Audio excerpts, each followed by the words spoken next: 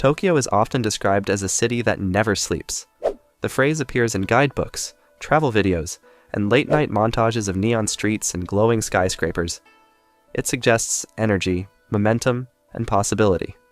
But what it doesn't show is how sleep actually happens in a city that never stops.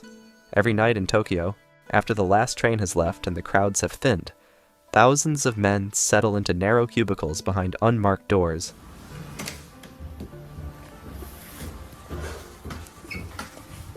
They remove their jackets, loosen their ties, and lie down in spaces barely large enough to stretch their legs. The light from a computer screen flickers softly above them. The hum of ventilation replaces the noise of the street. These men are not tourists. They are not runaways. They are not homeless in the way we usually imagine. They are salarymen. Tomorrow morning, they will wake up early, clean themselves in shared bathrooms, and walk back into the city as if nothing unusual happened. They will board trains, sit through meetings, and answer emails. No one will ask where they slept. No one will expect an explanation. And that silence is not accidental. So why does one of the safest, wealthiest, and most organized societies in the world produce nights like this? Why do so many Japanese salarymen sleep in internet cafes? To answer that, we need to step away from stereotypes about overwork and discipline, and instead look at something more subtle. We need to look at how time, space, and expectation quietly shape everyday decisions, and how small compromises, repeated often enough, become a way of life. In Tokyo, the last train is not simply transportation, it is a boundary. Most trains stop running shortly after midnight. This schedule is precise, predictable, and non-negotiable. When the last train leaves, it marks the moment when the city divides itself into two versions, one that is accessible and one that suddenly becomes very expensive. Before midnight, Tokyo feels compact. Neighborhoods are connected. Distance is abstract. After midnight, distance turns into cost. A taxi ride from central Tokyo to a suburban area can easily cost the equivalent of a full day's wages. For someone who earns a stable but modest salary, that expense feels excessive, not because it is impossible, but because it feels unjustified. And this is where the first quiet calculation happens. If you miss the last train once or twice a year, it's an inconvenience. If it happens regularly, it becomes something else, a pattern that demands a solution. The obvious question is why so many salarymen are still in the city when the last train leaves. The answer is rarely dramatic. It's not always emergencies, crises, or impossible deadlines. More often, it's accumulation. Japanese work culture is often described as strict, but a more accurate word might be elastic. Work hours stretch, meetings run long, tasks multiply at the end of the day. Emails arrive late, framed as quick follow-ups that quietly demand immediate attention. Leaving on time is technically allowed, but socially it is complicated. In many offices, no one tells you to stay late. There is no explicit rule. Instead, expectations are learned through observation. When everyone around you stays, leaving early feels conspicuous, not rebellious, but noticeable. And in a culture that values harmony, being noticeable is rarely comfortable. Then there are the nights that are officially not work, but are treated as part of it anyway. After-hours dinners and drinks with colleagues are not simply social events, they are extensions of the workplace. Hierarchies loosen slightly. Conversations become more honest. Bonds are reinforced. Declining these gatherings too often can have consequences, even if they are never openly stated. Promotions, trust, inclusion. These things are shaped in spaces that exist outside formal schedules. By the time the night stretches on, the train schedule is no longer top of mind. And when someone finally checks the time, the last train has already left. At that point, a salaryman faces a choice. He can take a taxi and absorb the cost.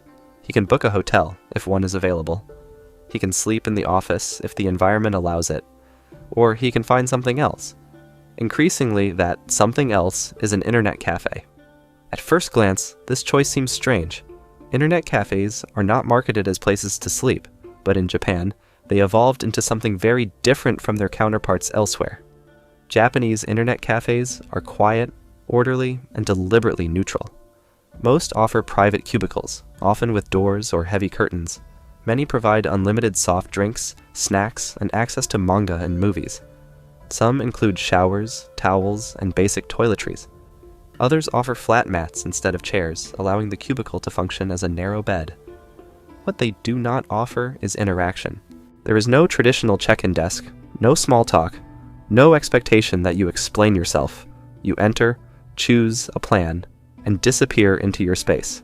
This anonymity is not a side effect. It is a feature. In a society where public behavior is carefully regulated and social roles are clearly defined, internet cafes create a rare kind of invisibility. Inside, no one needs to know who you are, what you do, or why you are there. For someone who is already exhausted, that absence of scrutiny can feel like relief. But convenience alone does not explain why sleeping in an internet cafe feels acceptable. To understand that, we need to talk about home. For many salarymen, home is not simply a place to rest. It is a site of responsibility, a shared space governed by routine, expectation, and emotional presence. Returning home late is not neutral. It means opening doors, making noise, and being seen. It can mean waking a partner or children. It can mean fielding questions, even gentle ones. Questions that force you to articulate why you are late and what that lateness says about your life. An internet cafe delays that moment. It allows a man to sleep without officially returning home, to rest without triggering a conversation, to postpone the reckoning until morning. This is where internet cafes begin to function as something more than emergency shelters. They become buffers, spaces where time can pause briefly, allowing the night to end quietly instead of awkwardly. For many salarymen, this happens occasionally, a late night once or twice a year, an inconvenience but nothing more. But systems are not shaped by rare events. They are shaped by repetition. When sleeping in an internet cafe becomes familiar, it loses its strangeness. The route from the station becomes known. The layout of the cubicles becomes predictable. The process becomes routine. And routine has a way of normalizing things we once considered temporary. This is where the phenomenon deepens. In the early 2000s, a term began to circulate in Japan: net cafe refugees. It referred to people who lived primarily in internet cafes because they could not secure stable housing. These individuals were often employed. They had income, but that income was irregular, low, or insufficient to meet the requirements of renting an apartment. In Japan, renting often involves high upfront costs, guarantors, and long-term contracts. For someone living paycheck to paycheck, these barriers can be insurmountable. Not every salaryman sleeping in an internet cafe is a net cafe refugee, but the boundary between the two is thinner than it appears. Long work hours reduce time spent at home. High rent discourages larger living spaces. Exhaustion makes minimal comfort feel sufficient. Internet cafes do not create these conditions. They respond to them. They provide a solution that is just comfortable enough to prevent collapse, but not stable enough to provide escape. This is a crucial distinction. Internet cafes are not traps. They are pressure valves. They absorb excess hours, excess fatigue, excess people who fall just short of stability. And because they do so quietly without spectacle, they rarely become the focus of public concern. There is no visible crisis, no dramatic breakdown, just men sleeping behind thin walls, night after night. What makes this especially difficult to confront is that it does not look like failure. From the outside, the salaryman sleeping in an internet cafe still has a job. He still wears a suit. He still participates in society exactly as expected. The system continues to function. In Japan, there is a strong cultural emphasis on not causing inconvenience to others. Internet cafes align perfectly with this value. They allow people to manage personal strain without burdening family, employers, or public space. No one is inconvenienced by your exhaustion. No one is forced to notice it, and so the strain remains invisible. Morning arrives early in Tokyo. Trains resume. Streets refill. The city resets with remarkable efficiency. Inside internet cafes, people wait quietly. Some shower, some change clothes. Some simply stand, stretch, and leave.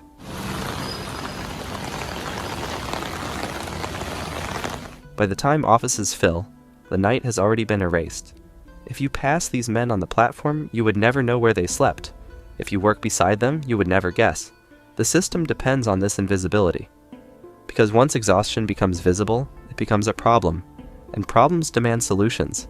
Internet cafes delay that moment. They exist in the narrow space between sustainability and collapse, providing just enough rest to keep people moving forward. This is not unique to Japan, but in Tokyo it is refined. A city built for efficiency has created places where inefficiency can be quietly absorbed, where people can pause. A city built for efficiency has created places where inefficiency can be quietly absorbed, where people can pause without stopping, where fatigue can exist without disrupting the rhythm of daily life. In that sense, internet cafes are not anomalies. They are logical outcomes. They reflect a society that prioritizes continuity over interruption, adaptation over confrontation. The salaryman sleeping in a cubicle tonight is not rebelling against the system. He is adjusting to it. And tomorrow, when the last train leaves again, the same calculation will occur. Taxi, hotel, office, or something else. For many, the answer will remain the same, not because it is ideal, not because it is desirable, but because, for now, it works. Thanks for watching. Check out last week's video on screen now, and subscribe for more. Goodbye.